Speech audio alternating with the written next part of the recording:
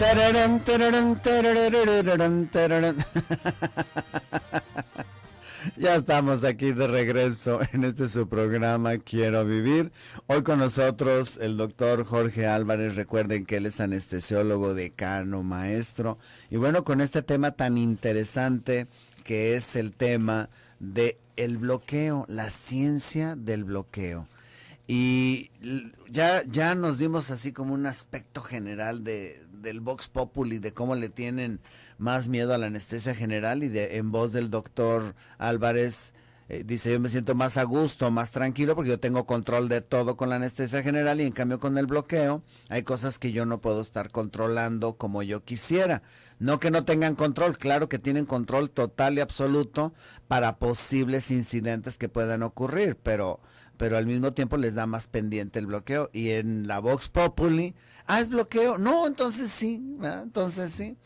Lo siguiente es, ¿cómo se les ocurre o cómo llegan al conocimiento de que se pueden bloquear áreas? Porque yo te voy a platicar mi anécdota. Cuando yo estaba estudiando segundo semestre de la carrera, me fui de voluntario a la Cruz Roja. Y ahí me enseñaron a bloquear para, por ejemplo, costuras de la mano. Decían, para una costura de una mano, querer anestesiar la mano, se hincha mucho la mano, entonces no puedes coser. Entonces tienes que bloquear desde arriba. Y aprendí a poner bloqueos de la mano, que era el área que más se dañan, curiosamente. Sí. Las áreas de más accidentes son las manos. Aprendí a poner bloqueos en las manos y en los dedos antes que inyectar en las nalgas. Sí. Y un buen día me dice el residente: Gilberto, inyecta a esta señora en las nalgas, una inyección intramuscular. Y no sabía. Sí, como anécdota, ¿no? Pero, a ver, platícanos un poquito cómo se llega a este conocimiento en donde conozco la parte neurológica de los nervios y la aplico con el conocimiento de anestésicos locales. Sí. Bueno, esa es una historia muy interesante. De hecho, vale la pena mencionar que el anestésico local más antiguo es muy conocido, es la cocaína. ¿A dónde vamos? ¿No? A propósito de dónde vas, ¿no? La cocaína es un anestésico local. De hecho, en algunos países, en los Estados Unidos y en algunos países de Europa, la cirugía, por ejemplo, de nariz, de septum y de todo aquello, se hace con cocaína infiltrada en la propia nariz. Que eso tiene, así como lamentablemente pues los drogadictos, ya la gente lo ha visto, se ponen el polvito en la nariz. Lo que sucede ahí es que al aplicarlo en las mucosas se produce el efecto central, que es bueno, que el drogadicto es el que busca, pero como efecto secundario está produciendo ahí dos cosas: analgesia, es decir, es un anestésico local, no se pierde la sensibilidad de la nariz, y también produce un altísimo nivel de vasoconstricción. ¿Qué es esto? Los vasos chiquitos, los arteriolas, las venitas, todos se constriñen, se cierran, y eso permite que en ese tipo de cirugías el paciente pues prácticamente no sangre. Bueno, pero sin desviarme de esto, la cocaína fue el primer anestésico local, y empezaron a aparecer, estamos hablando del siglo XIX, entonces allá por 1830, 40, que empezaba también el prurito, es decir, la inquietud de que los cirujanos pudieran hacer algo más que lo que lograban en aquel tiempo, ¿no? Y donde precisamente y curiosamente los odontólogos, los dentistas, tuvieron mucho que ver en la historia de la anestesia, porque ellos, bueno, pues tenían que sacar sus muelas y sus cosas, que era todo un trauma, y se inventaron 50,000 cosas. En esa carrera y en lo que corresponde a la anestesia local aparecen también esto, y se usó en los ojos, por ejemplo, en oftalmología, goteado, aquello. Pero bueno, el tema que invita a comentar ahorita el doctor Gilberto es muy interesante, porque sí vale la pena dividir seriamente la anestesia regional, es decir, los bloqueos, en lo que yo mencionaba en la primera parte de la reunión aquí, en donde decía yo bloqueos que se aplican en la espalda, que son bloqueos centrales, es ahí directamente a través de la médula se hace el bloqueo dentro de la columna vertebral. Pero él acaba de mencionar algo muy interesante que puede ser de utilidad para nuestro auditorio, en el sentido de que hay cirugías, muchas, que se pueden hacer con anestesia regional, pero para plexos o para nervios totalmente periféricos. Él hablaba de cómo dormir una mano, para hacerle cirugía a una mano, a un brazo. Entonces hay bloqueos que se pueden aplicar desde el cuello hacia abajo, en el cuello a nivel supraclavicular, es decir, arriba de la clavícula, yendo a los centros donde pasan los nervios que inervan estas regiones, a nivel axilar, que es el más frecuente de todos, es decir, en la axila se pone un piquetito con anestesia local, claro, conociendo muy bien la anatomía y todo aquello, y se duerme exclusivamente el brazo, o se duerme la mano, como lo hacía él en la Cruz Roja. Esto es muy frecuente usarlo, y es un buen futuro de ciertas anestesias regionales, que bueno, pues eso tiene mucho más seguridad, porque obviamente si yo bloqueo, por ejemplo en el brazo van 3 nervios bien importantes, el nervio radial, el mediano y el cubital, bajan a todo lo largo del brazo y inervan todo él. Entonces si yo los puedo bloquear a nivel de la axila, del brazo, del codo, a la parte distal queda totalmente bloqueada. Y entonces ahí, ya habiéndolo aplicado, no hay ningún riesgo realmente, no hay ningún riesgo. El único que podría existir es que por continuidad o por distracción o por accidente yo aplique el anestésico local dentro de un vaso, dentro de una arteria, dentro de una vena, que es muy raro. Pero entonces sí tiene una enorme seguridad y entonces los cirujanos, por ejemplo los cirujanos plásticos, pueden trabajar muchas cosas distales con anestesia. Ahora bien, lo que sí es muy importante que se entienda que la mayoría de las veces en este tipo de procedimientos se pueden hacer de esta manera, lo haga el anestesiólogo, obviamente, que es el experto, o somos los expertos en la anatomía o la neuroanatomía, el recorrido de los nervios a través de todo nuestro cuerpo. Ojalá y en todas las áreas se pudiera hacer este procedimiento. Actualmente ha llegado a tal sofisticación que con ecosonografía, con aparatos de ecografía, aparte de localizar los nervios totalmente periféricos, se les puede dar seguimiento y se pueden infiltrar en todo su alrededor. Es decir, el nervio, para que se infiltre con el anestésico local, tiene que entrar a todo el alrededor de un nervio. Y hay nervios tan gruesos, por ejemplo, en las piernas o en los brazos, que tienen el tamaño de una, ¿qué les pudiera decir? De una pluma de tamaño convencional, así de ese tamaño el nervio, y tienen que ser infiltrados totalmente. Pero bueno, para no perdernos en ese tema, sí vale la pena que el auditorio sepa que esa anestesia es muy segura y muy práctica, pero lamentablemente casi en puras zonas distales, es decir, en brazos, en piernas a nivel distal, o en zonas locales que pudiera ser la cara, que pudiera ser... No puede ir más allá de eso porque cuando se trabaja, pues el tronco, es decir, el tórax, espalda, abdomen, todas estas cosas, prácticamente esta anestesia no tiene utilidad. Ahí ya tendría que ser un bloqueo regional central en la espalda, lo que decíamos, lo que es el bloqueo peridural o el bloqueo subaracnoideo. Y por último, pues, o llegar a la anestesia general. Todo ese panorama es con el que contamos actualmente los anestesiólogos, y hay gente muy experta para el manejo de todas estas áreas, y obviamente todo en búsqueda de la seguridad de los pacientes, ¿no? Fíjate, nos llega un comentario que a mí me parece súper interesante, el punto de vista del paciente. Dice... a mí me quitaron un tumor debajo del ombligo y me recomendaron el bloqueo. Yo quería anestesia general. Finalmente accedí al bloqueo y me fue muy bien. Pregunto, ¿en qué se basa la decisión del anestesiólogo? Yo me dejé guiar por él, pero es difícil como paciente cuando tienes una idea ya, quiero esto. Bueno, espéreme, mire, lero, candelero, a ver. Bien, nos vamos a situar aquí entonces ya nada más, creo yo, en bloqueos centrales, es decir, los que se ponen en la espalda, en la columna, que básicamente son dos: bloqueo peridural y bloqueo subaracnoideo o raquia, como le llaman malamente la gente, el vulgo. Estos dos bloqueos, que repito, controlan, pudiera yo decir, el 99% de los procedimientos que se pueden hacer abajo de las tetillas, por decirlo así, de los pechos, pueden tener resultados excelentes, pero ahorita les voy a platicar yo de esto. ¿Qué les parece interesante? Pero tenemos que irnos a un bisturizazo. Ahí está el buen Toño. Toño, ahorita vienes y me dices del platillo que te traje, a ver qué tal, ¿eh? Mis dotes de disque chef. Vámonos al bisturizazo, regresamos. Austin, Texas, te mando un abrazo. Allá está Nacho, está Edith, está Avi, les mando un abrazo. ¡Vámonos! Ya estamos aquí de regreso en su programa Quiero Vivir. Déjenme les platico que aquí tenemos una gran colaboradora. Ella es la doctora Alejandra Martínez Valle. Recuerden que ella es uroginecóloga. Si tú toses, te ríes y sientes que se te sale la pipí, que si pujas tantito, que si levantaste al nieto, que lo que quieras, aguas porque puedes tener incontinencia urinaria. O si lo que sientes en tu vagina es como un bulto, quizás tengas la vejiga caída. Nuestra colaboradora, la doctora Alejandra Martínez Valle, es especialista en urología de la mujer.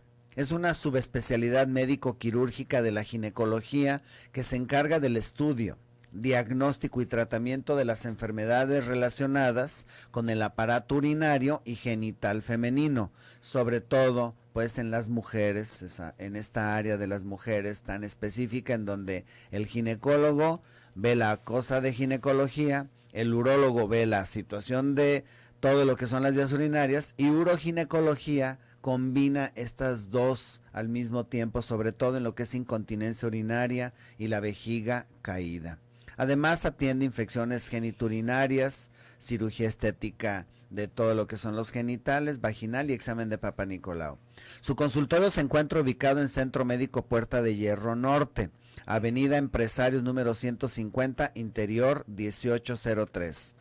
Si quieres una valoración con ella, bueno, comunícate al 3611-1710. Repito, el teléfono de la doctora Alejandra Martínez Valle, 3611-1710. Ella, recuerden que es nuestra colaboradora y bueno, yo la conocí precisamente en el hospital, en donde yo la veo cómo trabaja y bueno, pues aquí te da la oportunidad de que puedas tener una consulta con ella. Continuamos con este tema tan interesante de lo que es el bloqueo. Precisamente llega una pregunta y dice, a ver, aquí está. Buen día, pregunto, a mí me pusieron raquia hace 3 semanas y de ahí me duelen un poco mis piernas, así como cansadas. ¿Tendrá algo que ver en eso? Y yo pregunto, como que el hecho de que les piquen la espalda muchas veces no distinguen las personas entre lo que es un bloqueo peridural de lo que es el bloqueo subdural o raquia, como Vox Populi se le conoce. Bien, primero quiero contestar o a comentar lo del otro radio escucha que te mandó la información. Le quiero decir a toda la gente esto. Si alguien llega al quirófano o lo habla desde antes con su anestesiólogo y no quiere bloqueo, no debe de ponerse el bloqueo. Es una contraindicación absoluta. Si no quiero, ¿por qué? Pues porque no me da la gana, punto, por lo que sea. No, se acabó, quiero anestesia general. Bien, ese es un privilegio absoluto del paciente. Quiero decirles que afortunadamente un buen cirujano, como es el caso aquí el doctor Gilberto, pues tiene un muy buen anestesiólogo. Porque el cirujano no se va a exponer a tener algún accidente, algún incidente, porque les voy a decir una cosa y sí quiero ser muy categórico, lo digo mucho a mis residentes y a toda la gente. Más del 90%, 95% de los accidentes o lesiones en los quirófanos son nuestras, son del anestesiólogo, no me puedo hacer tarugo, ¿no? La realidad es que ese es absoluto. El cirujano no puede dañar horas, días o semanas después, ¿no? Si hace una mala cirugía. Pero lo que puede pasar en el quirófano es una responsabilidad total del anestesiólogo, eso, y lo digo como anestesiólogo. Yendo al otro tema del auditorio que nos menciona que se le puso una raquia, que entre paréntesis el nombre de raquia es bloqueo subaracnoideo, es decir, bueno, un término muy complejo ahí, pero esa raquia famosa, como se bañan los nervios adentro del canal raquídeo, donde está el líquido cefalorraquídeo que corre desde el cerebro hasta la columna, se pone en contacto los anestésicos locales con los nervios y puede, de acuerdo a la susceptibilidad de cada paciente, puede haber una respuesta mayor o diferente. Miren, no es para asustar a nadie, pero esa es una, como dijera, una respuesta natural y muy personal de cada paciente. Hay y puede llegar a haber lesiones hasta permanencia, repito, no es para asustar a nadie. Pero no, por eso nosotros consideramos que el bloqueo no es inocuo, es decir, no es como un bloqueo totalmente periférico de los que hablamos en el periodo anterior. Cuando se aplica esto en la espalda, tanto el bloqueo peridural como el bloqueo subaracnoideo, área raquia, pueden quedar lesiones neurológicas temporales y en algunos casos hasta permanencia. Y eso quiero aclararlo, no es por culpa o responsabilidad del anestesiólogo, es una respuesta natural del paciente. Desgraciadamente uno nunca lo sabe. Yo puedo decirlo aún como paciente, yo tuve después de un bloqueo en la espalda de este tipo, tuve paresia, ¿qué es paresia? Debilidad en uno de mis miembros, en mi miembro inferior izquierdo, yo como paciente, durante 6 meses yo no podía correr, no tenía fuerza. Afortunadamente pasó. Entonces lo que nos dice la persona del auditorio que gentilmente se comunica de que tuvo un bloqueo, tuvo una talraquia y tiene disminución de la fuerza o algo en las piernas, es normal, es por el bloqueo que esperamos que en unas semanas o meses desaparezca. Desgraciadamente sí hay algunos casos con lesiones a permanencia y repito, eso no podemos nosotros saberlo ni somos culpa, es uno de los riesgos inherentes de este tipo de los bloqueos centrales, pues, ¿no? Entonces, de hecho, cuando yo ingresé a la Academia de Cirugía, mi tema de ingreso fue complicaciones neurológicas, es decir, de los nervios y en el cerebro, de los bloqueos regionales. Esa fue mi tesis para entrar a la academia. Y bueno, se presentan muchas cosas y repito, sí exculpo a los anestesiólogos cuando hay una respuesta de este tipo, porque es impredecible, no es que sea falta de habilidad o de conocimiento de algo. El anestésico local en la espalda, a los nervios directos en la columna, puede en ciertos casos, pocos, pero puede presentar algún problema de lesión temporal y muy lamentablemente en algunos casos definitivo. Entonces, bueno, debe de saber el auditorio. Yo lo que le admiro mucho a los anestesiólogos y a los cirujanos es que los cirujanos presumimos tener ojos en los dedos. Cuando metemos la mano, entonces con las manos estamos tocando las estructuras, entonces decimos, ay, aquí encuentro, caray, ¿esto qué es? Y entonces, sin ver, estamos viendo con los ojos de los dedos. Pero los que sí se van más allá son los anestesiólogos, porque ellos tienen ojos en la aguja del bloqueo. Porque ellos desde afuera van metiendo y ellos van en su mente viendo cada capa que van pasando de acuerdo a la resistencia que tienen los tejidos. Y tienen que llegar en el espacio virtual que está antes de entrar a la médula, es decir, la cápsula que protege a la médula, y en ese espacio es donde se coloca la anestesia. Jorge, la verdad, esto es mágico.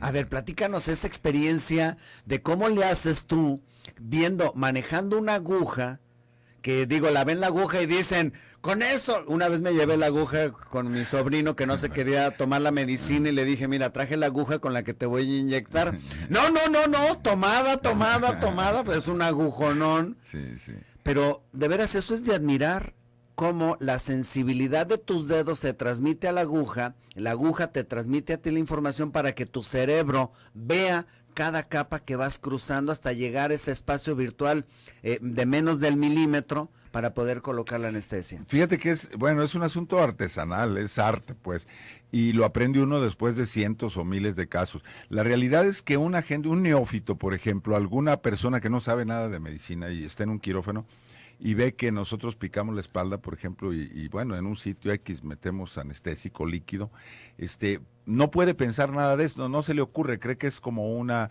inyección muscular y no. El hacer la identificación de dónde debe uno administrar estos líquidos, estos anestésicos, requiere mucha habilidad y mucha sensibilidad y mucha experiencia, porque lo que sucede es que desde el cerebro bajan las envolturas del cerebro que se llaman meninges, bajan hacia el raquis y se conducen a todo lo largo protegiendo, como decía el doctor Gilberto, las estructuras nerviosas. Y entonces hay 3 meninges, una de ellas se llama dura madre, otra aracnoides y otra pía madre, son las envolturas. Y nosotros en esas envolturas, en esas capas finísimas, nosotros hacemos el depósito del anestésico que queremos, tanto en el peridural, que peridural quiere decir alrededor de la dura madre, que es esa capa más importante quizás externa que protege el raquis, ¿no? Entonces nosotros con sensibilidad, con experiencia, las identificamos.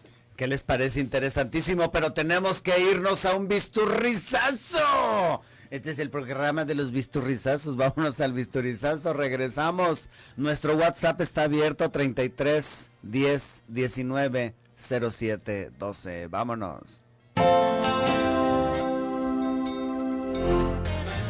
Tarararán, tarararán. Ya estamos aquí de regreso en este su programa Quiero Vivir.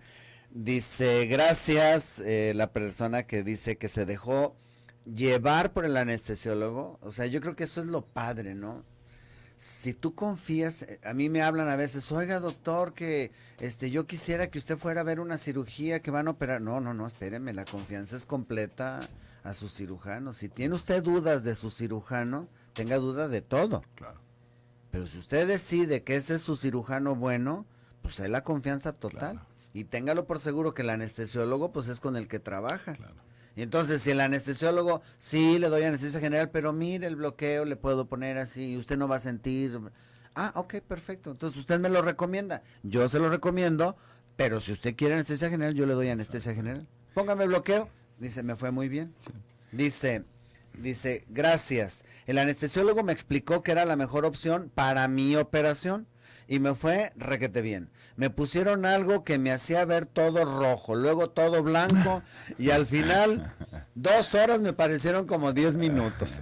Claro, es que déjenme les digo y ahorita nos va a continuar explicando el doctor Jorge Álvarez, que es anestesiólogo, que no nada más es el bloqueo, sino que también se ponen medicamentos para poder sobrellevar ese tiempo que estarías despierto. Claro. Sí, es muy importante esto, que sepa la gente, si alguien se opta por el bloqueo, cuando ya lo conseguimos, si está el paciente dormido de la cintura para abajo, digámoslo, de todos modos yo a través del suero, de la solución que ya tiene, le voy a poner tranquilizantes, relajantes, el paciente la va a pasar de maravilla, eso sí se lo puedo decir, y va a estar prácticamente desconectado y hasta con amnesia. Lo importante es que sepa el auditorio que ustedes tienen mano, ustedes son los dueños de su destino en eso también. Claro, y sí quiero volver a insistir que si se confía en el cirujano, y el cirujano es capacitado, es gente honesta además, y esto va a tener un buen anestesiólogo. El problema es que a veces eso es lo que falla.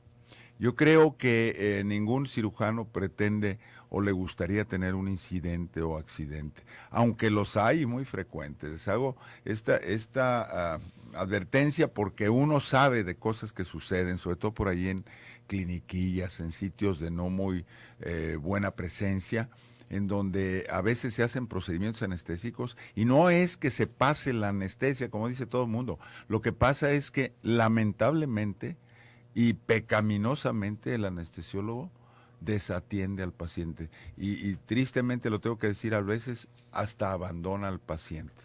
Yo tengo una máxima en mi hospital, mi anestesiólogo, mi residente que está en la cabecera del paciente, le digo, el anestesiólogo que abandona la cabecera del paciente, abandona el hospital porque yo lo voy a dar de baja. Ni siquiera tengo que llegar a eso. Nosotros tenemos que estar pegados con ustedes desde el inicio hasta que el paciente esté prácticamente en su cuarto. Es una obligación nuestra y además debe de estar vigilada, ¿por qué no decirlo?, por el cirujano responsable. El cirujano no puede permitir que un anestesiólogo se salga de la sala o se vaya a otro lado, ¿no? Eso sería una irresponsabilidad más del cirujano porque lo permite. Pues eso. Claro. Por eso debe trabajarse en equipo como trabaja el doctor Gilberto. La gente del equipo, yo ya lo he mencionado en este foro, si a mí me invitan a dar una anestesia con gente que no he trabajado, yo no acepto, porque yo no puedo trabajar igual, con calidad y seguridad, que lo hace el equipo que lo hace todos los días. Aunque yo pueda ser muy bueno, no voy a hacer el mismo trabajo que el que le hace el titular de ese grupo. El doctor Gilberto siempre ha hablado de trabajar en equipo y eso es lo que la gente debe de meterse en la cabeza. El cirujano tiene un equipo que siempre trabaja junto. No hay otra forma de hacer las cosas bien, es trabajo de equipo. Y en este equipo, fíjense, yo siempre les he dado el ejemplo de una hoja de papel. Agarre una hoja de papel y póngala sobre su mano la hoja. Todo lo que representa la hoja es la vida y lo que está afuera de la hoja sería como el precipicio, sería la muerte. El cirujano, para que un paciente se muera por una causa del cirujano, imposible, casi. Muy difícil. Se mueve en la hoja.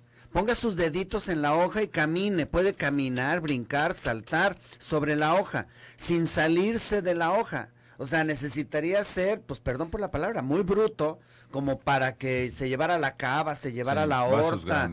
O sea, algo que verdaderamente ponga en peligro al paciente. Pero el anestesiólogo en esa misma hoja se mueve en otra dirección.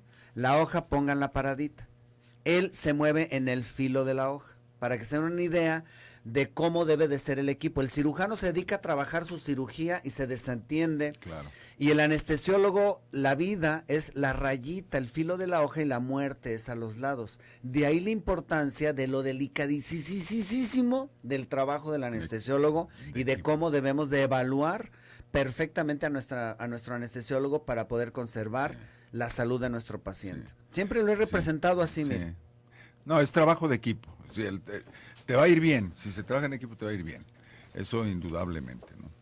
Tenemos, la señora Gloria dice, ¿cuál es el proceso para calmar el dolor de la espina dorsal sin tener cirugía? ¿Qué se aplica? Híjole, pues es muy complejo eso, ¿no? Muy complejo, pero habría que ver cuál es la causa, ¿no? Porque primero, el dolor es una guía, que lo puede uno llevar a diagnóstico. Primero hay que buscar cuál es la razón, ¿eh? Eso es importante. No, puede ser una enfermedad reumatológica o algo. Por ejemplo, está la espondilitis anquilosante, que no le pega tanto a las mujeres, pero pues finalmente también les pega y es un dolor de todo lo que es la columna. A mi hija, cuando le aplicaron bloqueo por tener a su bebé, se cree que por eso le dio mielitis transversa. Eso sí, yo no sé. ¿Es verdad? Puede tener que ver, pero es una enfermedad de tipo inmunológico muy seria, la mielitis transversa. Carmen Plasencia, operaron a mi mamá de la cadera, ella tiene 80 años, ahora se queja de que le duelen mucho las rodillas y no puede caminar. ¿Qué opina? Pues es el caso como el que estaba, nos comentó la otra persona en relación a lesiones neurológicas que habitualmente desaparecen, ojalá. Finalmente. Sí. Saludos a los doctores. Marta Cebe, 61 años. Me pusieron bloqueo cuando tuve a mi primer bebé. Se supone que me dormirían de la cintura hacia abajo. Yo recuerdo que vomité y me quedé dormida. Y ya, tardé en volver mediodía. Ay, qué rico, ¿no? O sea, sí. O sea, finalmente. Bueno, naciendo el bebé ya puede uno poner lo que quiera uno en la vena. El problema es antes, por eso no se les da nada a las parturientas, para que no se duerme el niño y nazca en las mejores condiciones, ¿no? Ese es el objetivo. Acá nos mandan dar las gracias. Lo que pasa es que me están preguntando de la doctora Alejandra Martínez, que se ganó una evaluación y ya le dije que se tienen que comunicar directamente a su consultorio. Bueno, cuando nosotros, como anestesiólogo, pones el bloqueo, he visto que tienen dos formas. Una en donde es una sola dosis y otra en donde lo pueden ir llevando el bloqueo, incluso graduar la anestesia. Así es. Que ya tendremos en un capítulo diferente para hablar del parto. Sí, esos bloqueos en donde se puede dejar un catéter, un tubito, es formidable y es el bloqueo peridural habitualmente. Excelente. Por ejemplo, la conducción de un trabajo de parto es formidable si se hace a través de esto. Y se puede dejar hasta para analgesia posoperatoria. Se cuida el tubito y 24 horas después puede estar perfectamente analgesiado sin haberlo picado de nuevo y mucho menos. Una última pregunta. Hoy con los deseos de los pacientes de no pasar la noche en el hospital, tú le pones un bloqueo a un paciente, ¿cuánto tarda en recuperarse como para poderlo dar de alta a su casa? Un bloqueo central. Fíjate que la cirugía ambulatoria, casualmente, es mucho más recomendable la anestesia general. Te recuperas mucho más pronto, sobre todo porque son procedimientos más pequeños. ¿Qué les parece? El tiempo se nos fue rapidísimo. Mi queridísimo amigo, doctor Jorge Álvarez, muchas gracias. Muchas gracias a ti, Gilberto, y que tengas muy buen Inca viaje. Inca viaje. Vámonos, el tiempo se acabó rapidísimo. Ahí estuvo Toño en los controles, Jessy en el teléfono, Rosy en la producción y un servidor, Gilberto, aquí en la conducción. Recuerda, si tu médico te prohíbe el café o el chile, no le hagas tanto caso, que no hay evidencia científica de que hace daño. Pero si tu médico no cree en Dios, te pregunto, ¿qué estás haciendo ahí? Cambia de médico. Yo soy Gilberto Priego. Nos escuchamos el día de mañana con diferencia entre quimioterapia y radioterapia con el doctor Manuel Cortés Anguiano. Que Dios te bendiga y quédate con toda la programación de Radio Mujer.